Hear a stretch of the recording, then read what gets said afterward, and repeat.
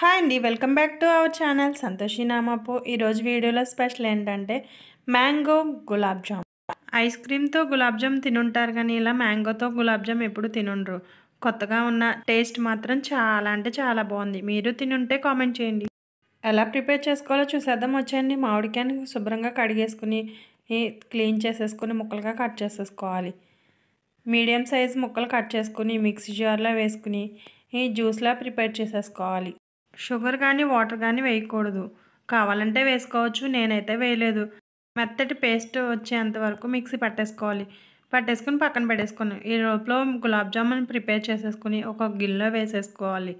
వేసేసుకుని మనం చేసుకున్న జ్యూస్ని కూడా వేసుకుని పైన గులాబ్ జామున్లో ఉండే పంచదార పాకాన్ని వేసుకుని ఫ్రిడ్జ్లో పెట్టుకుని సర్వ్ చేసుకుంటే చాలా టేస్ట్గా చాలా బాగుంది.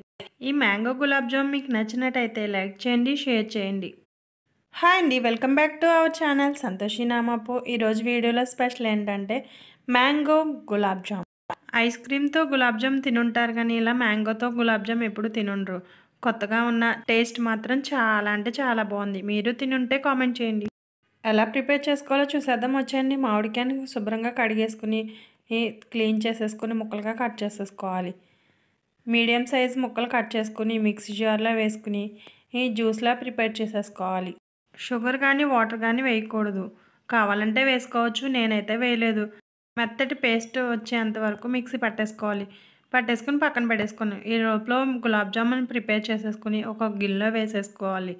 వేసేసుకుని మనం చేసుకున్న జ్యూస్ని కూడా వేసుకుని పైన గులాబ్ జామున్లో ఉండే పంచదార పాకాన్ని వేసుకుని ఫ్రిడ్జ్లో పెట్టుకుని సర్వ్ చేసుకుంటే చాలా టేస్ట్గా చాలా బాగుంది. ఈ మ్యాంగో గులాబ్ జామ్ మీకు నచ్చినట్టయితే లైక్ చేయండి, షేర్ చేయండి.